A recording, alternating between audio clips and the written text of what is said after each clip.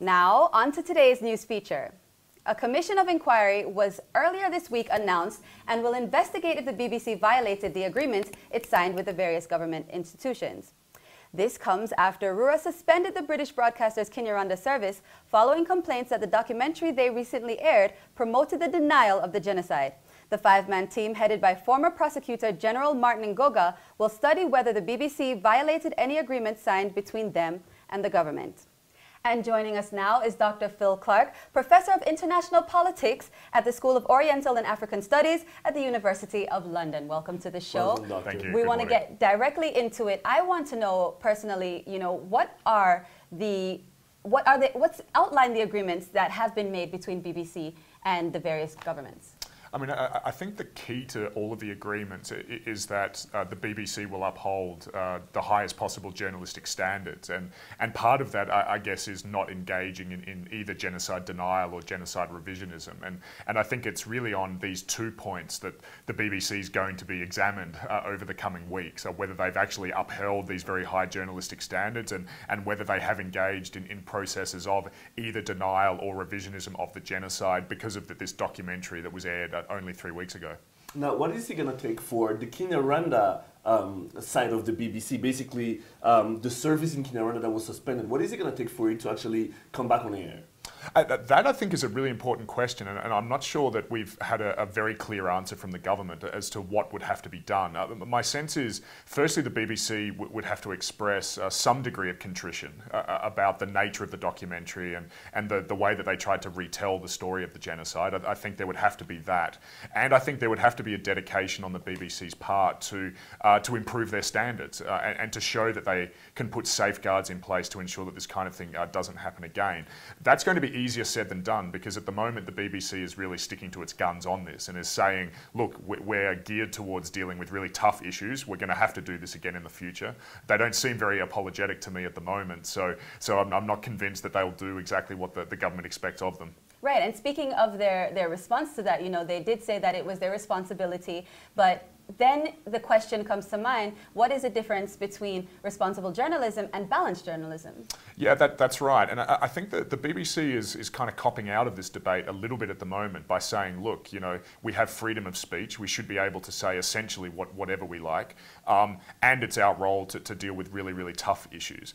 But I think they're not dealing with the criticism of the documentary, which is that it was profoundly irresponsible. And in fact, there's no country in the world where you can have completely free speech. In every single country in the world, there are laws about what can and can't be said.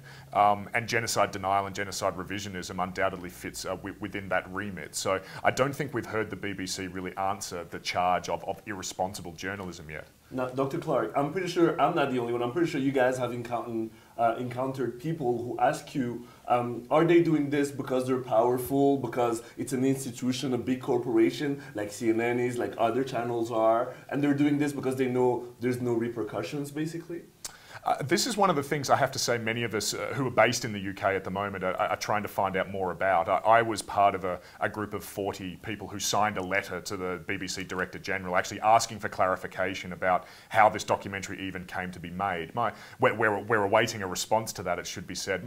My gut feeling is that this was a documentary that was made out of political naivete. I think it was a journalist who came to Rwanda, was looking for a different angle on the commemoration story, probably felt that everybody else was telling the same story. She wanted to tell something a little bit different. And because she didn't know Rwanda particularly well, I think she was manipulated by a range of outside forces. So I don't think that she came here with an agenda. I don't think it was pernicious in that sense. But I think that she happened to fall into a situation that was much more complex than she really understood, and she produced this quite damaging documentary as a result.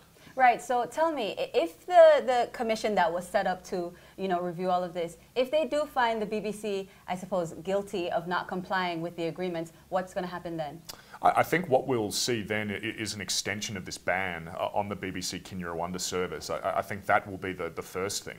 What we'll also see, I think, is the Rwandan government issue another very strong statement to the BBC to say, look, we expect better than this, and our listeners in the region really expect better than this.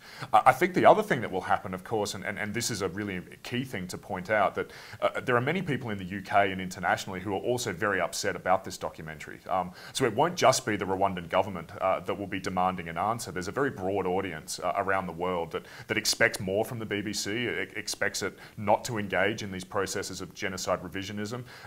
In fact, relies upon it for their understanding of really difficult world events. And that audience, I think, will continue to be up in arms if they don't get a better response from the BBC in the next couple of weeks. Now, a lot of people, especially here, were offended by the fact that she was led into the stadium during the commemoration, and she heard the cries, she heard the people that are still affected by what happened here in 1994, and still was kind of insensitive to the whole thing. So a lot of people are saying, are expecting her to express some type of remorse. Has she? And you believe that's going to happen down the line? To my knowledge, there's been no public statement by Jane Corbin, who was the BBC journalist, and also nothing from John Conroy, who was the producer of the program. I think this is an issue that the Commission of Inquiry will have to look into, not just the fact that genocide revisionism was broadcast, but even the ethical process by which the documentary was produced. One of the claims that will be investigated would be whether the journalist in fact misrepresented herself to get access to the stadium, and whether she misrepresented herself in some of the individuals that she interviewed while she was here in Rwanda. And I think there was one individual in particular, the kind of guide at the Murambi Genocide Memorial, who my understanding is that he feels completely manipulated by his presence in the documentary, that he was told that it was going to be a fairly, I guess, understanding commemoration of the genocide. He had no idea that in fact this was going to be a retelling of 1994, and so I think he feels that he was told one thing and in fact something very different happened. So those kind of ethical issues about how the documentary were made, I'm sure will also fall within the remit of this commission. Dr. Phil Clark. Thank you so much. That was very enlightening. Thank you very much.